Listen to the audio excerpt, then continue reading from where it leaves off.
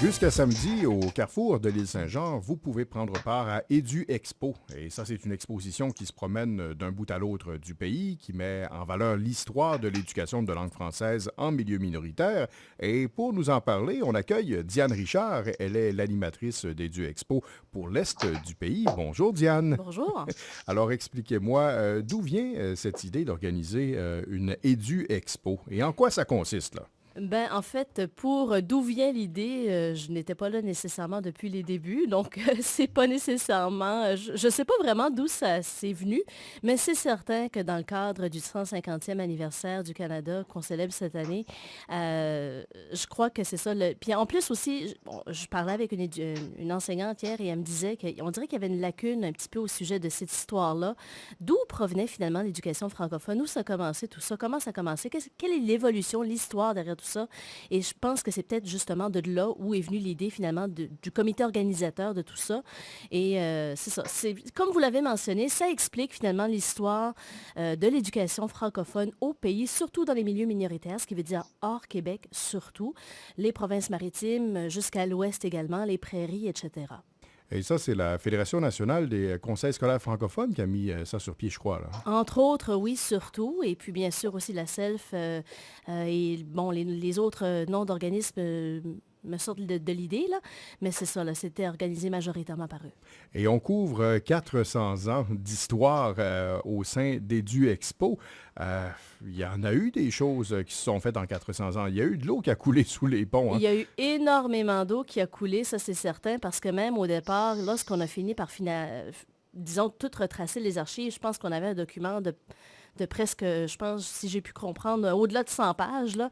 Et on a tout résumé ça vraiment sur, finalement, des tableaux, des pancartes et un petit livret qui fait environ une dizaine de pages. Ce sont vraiment les grandes lignes, nous, qu'on explique. C'est sûr que, bon, moi, je n'ai pas nécessairement toute l'histoire au complet avec tous les détails, mais les grandes lignes, finalement, les grands noms qui sont sortis de ceux qui ont finalement voulu stopper l'éducation francophone, qui ont décidé que non, finalement, à partir de la troisième année, l'éducation francophone, ça n'existe plus.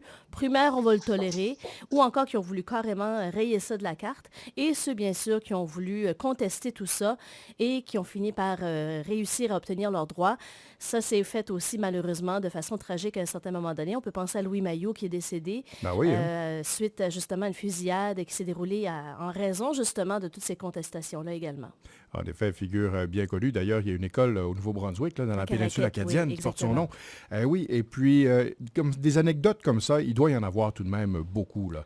Est-ce que, au sein des Expo, est-ce qu'on parle davantage de l'histoire d'une région en particulier? Est-ce que l'Atlantique est bien représenté?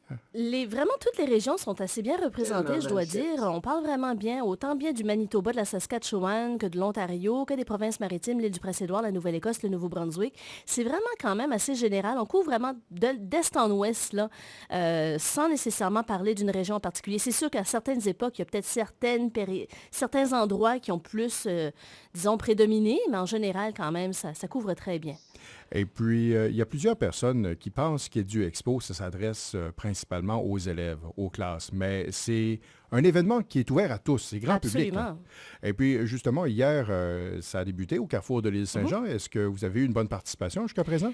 Hier, ben, je dois dire, c'est ça, je pense que c'est peut-être parce que c'est tout nouveau également. J'ai eu un groupe d'élèves de la région de Somerset qui est venu, donc je ne peux pas dire nécessairement que ça a été super occupé hier, mais aujourd'hui, je pense que là, il va y avoir beaucoup plus de foule parce que ben là, quoi que vous venez de me dire que les écoles ouvrent avec une heure de retard. Ça va peut-être retarder un peu les choses, je ne sais pas, mais je sais que toute l'école de François Buotte là, doit venir faire un tour, ou presque toute l'école, en fait. Et aussi samedi, ben, j'espère qu'il y aura beaucoup de gens qui viendront voir parce que ça, c'est ouvert de 9 heures à 17 heures, c'est ouvert au grand public. Et pour les plus jeunes, là, à quel groupe d'âge ça s'adresse, là? Ça s'adresse finalement pas mal à tous les groupes d'âge, mais je vous dirais probablement à partir de l'intermédiaire secondaire surtout, disons la 6e année et plus, probablement que ça va un peu plus rentrer dans leur corde parce que bon, ils commencent un peu plus à étudier l'histoire du pays également. Moins en détail comme Edu Expo peut le faire parce que même je sais qu'hier, bon, on connaissait un peu l'histoire du pays, mais il y a beaucoup de détails qu'on ne connaissait pas nécessairement. C'est comme on le mentionne, il y avait un petit peu une lacune au niveau justement de l'éducation, de l'histoire de l'éducation comme telle au pays. Et puis, est-ce qu'il y aura une suite à EduExpo? Hein? On Peut-être l- pas nécessairement sous la forme d'une exposition, mais est-ce que vous allez solliciter, par exemple, les classes pour faire connaître davantage l'histoire de l'éducation en français? On espère. C'est sûr que ce contrat-là, en principe, devrait se terminer avec la fin de l'année scolaire. Mais il y a une chose que je dois ajouter quand même, c'est que, bon, il y a une exposition itinérante qui se promène. Il y a 3 kiosques qui se promènent un peu partout. Présentement, à Whitehorse, l'Edu-Expo a lieu aussi, ici à Charlottetown.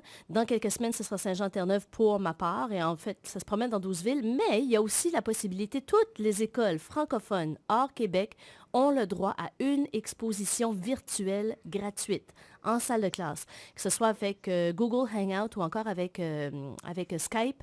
On a droit à se connecter, finalement, avoir une présentation de 20-25 minutes pour parler d'EduExpo. C'est sûr qu'on fait un survol très, très, très rapide à ce moment-là. Dans 20-25 minutes, c'est vraiment très condensé.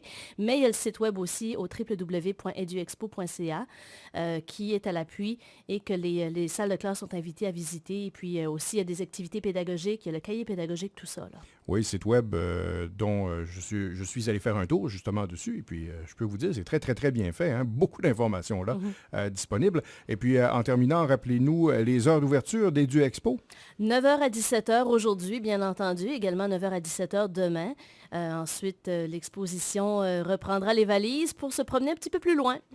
Eh bien, Diane Richard, je vous remercie beaucoup d'avoir pris quelques minutes pour être venu nous parler ce matin d'EduExpo. Et puis, je vous souhaite bon succès avec cette exposition qui se promène et qui s'arrête chez nous. Ben, merci beaucoup et merci à vous aussi. Merci, au revoir.